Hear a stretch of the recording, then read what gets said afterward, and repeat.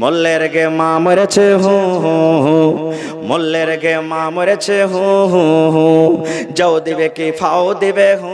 এবার আল্লাহ রাসূল সাল্লাল্লাহু আলাইহি ওয়াসাল্লাম আর একটা হাদিস শুনেন, যখন কোনো ছোট বাচ্চার জান কবজ হয়, রূহ কবজ হয়, 10 বছর থেকে ছোট আছে, বেটা ছেলে হোক কিংবা বেটি ছেলে হোক, কিংবা মার দুধ খেয়েছে, মার দুধ পান করছে, কোলে আছে 2 বছর, 1 বছর, 1 দিন, 2 দিন, 5 দিন, 6 মাস, 2 বছর, 3 বছর, 5 বছর ছেলে যখন মারা যায়, তো মালাকুল মউত জান কবজ করেন।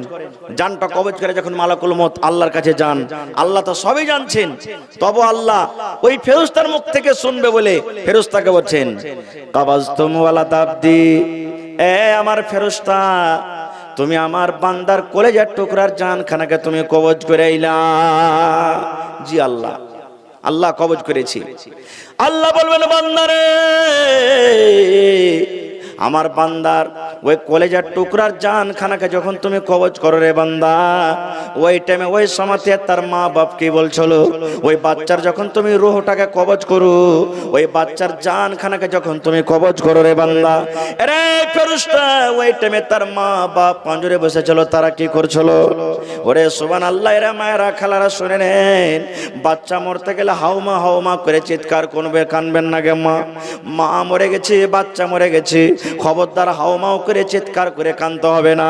যদি চিৎকার করে কান্দেন, চুলগালাকে যদি ঝাঁকড়ি মেকড়ি করে আপনি করেন, এই বুকে যদি বাড়ি দেন আর পয়েন ধরে ধরে যদি কান্দেন, মা গে মরে গেলি গে মা, এরে আব্দুল্লাহ তুই মরে গেলি, এ হালিমা জায়েদা তুই আমাকে ছেড়ে চলে গেলি, এই পয়েন ধরে ধরে কানতে হবে না রে মা।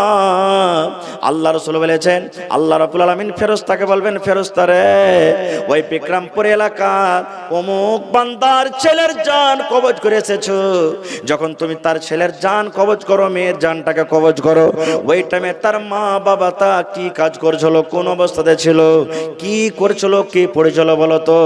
এবারে আল্লাহর ফেরেশতারা আল্লাহকে উত্তর দিবেন, রব্বুল আলামিন, যখন তার ছেলের জানখানাকে আমরা কবজ করলাম, ওই টাইমে তোমার বান্দা বান্দি, ওই ছেলের মা বাবা আল্লাহ কান্দেনি, তারা দোয়া পড়েছিল। কে দোয়া পড়েছিল?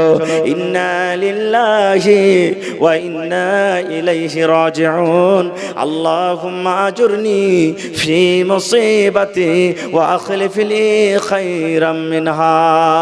আল্লাহ এই দোয়াটা পড়েছিল। এবার আল্লাহ তাবারাক ওয়া তাআলা বলবেন, বান্দারে, এই আমার ফেরেশতা শুনে নাও, যখন তার ছেলে মারা গেছে, ওই লোকটা কান্দেনি, তার বাবা কান্দেনি, মা কান্দেনি, আমার শুকরিয়া আদায় করেছে, আমি আল্লাহ আদেশ করছি রে ফেরেশতা, যাও যাও ওই ছেলের মা বাবার জন্য জান্নাতের ভিতরে এখন ঘর বানিয়ে দাও, আর ওই ঘরটার নাম রেখে দাও বাইতুল হাম, শুকরানার ঘর তোমরা রেখে দাও। নারে তাকবীর! ওই ঘরটার নাম শুকরানার ঘর রেখে দাও। সুবহানাল্লাহ। তাহলে বোঝা গেল কি, ছেলে মেয়েরা যখন মারা যাবে তখন কাঁদতে হবে। জোরে বলেন, কাঁদতে হবে কি? জি, কানবেন তো চোখ দিয়ে পানি ঝরান, হাউমাউ করে চিৎকার করে কানতে হবে না।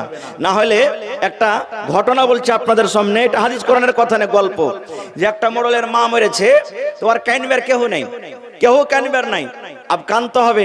না কান্দে তো গ্রামের লোক বলবে যে আর মার পরে মায়া দেয় না রে, এই মোড়লের মা মরেছে, তার কেউ এক ফোঁটা চোখ দিয়ে পানি ঝরে না। তখন কে কানবে, কে কানবে? তো মা বেটিকে ভাড়া করে নেছে, যে আমার মা মরেছে চল তো। তো মা বেটি বলছে যে হ্যাঁ মোড়ল, তোর মা মরেছে, কানবো তো, কি দিবি মজুরিতে? বলছে 2.5 কিলো জুয়া দেবো, চল 2.5 কিলো জুয়া দেবো। এবার মা বেটি চলে এসেছে, মোড়লের মা মরে পড়ে আছে, ওর পাঞ্জরে তখন কাঁদছে। নিজের আত্মীয় মরলে ওর কান্দন আলাদা, আর ওয়াপার মরলে ওর কান্দন আলাদা হবে না? হবে না? এবার মা বেটিকে বলছে, বেটিকে মা বলছে যে আরে বেটি, কানবো তো, কি লিয়া কানবো, কেউ তো লাগে না, ময়া দেয়া যা আসে না ভিতরে, কেমন করে কানবো? তখন মা শিখেছে, বেটি আমি যেভাবে কানবো তুই ওভাবে কান্দে দেবে না, এই তো কান্দন। হায় আল্লাহ, এরকম কান্দন কানতে গেলে নাও হারাম, শরীয়তে আল্লাহ হারাম করে দিয়েছেন, এরকম কান্দন কাঁদতে হবে না। কত দেখবেন মা খালা দাদি নানি এমনও আছে, শরীয়ত জানছে যে মানুষ মরতে গেলে কানতে হয় না, দোয়া দরুদ পড়িতে হয়।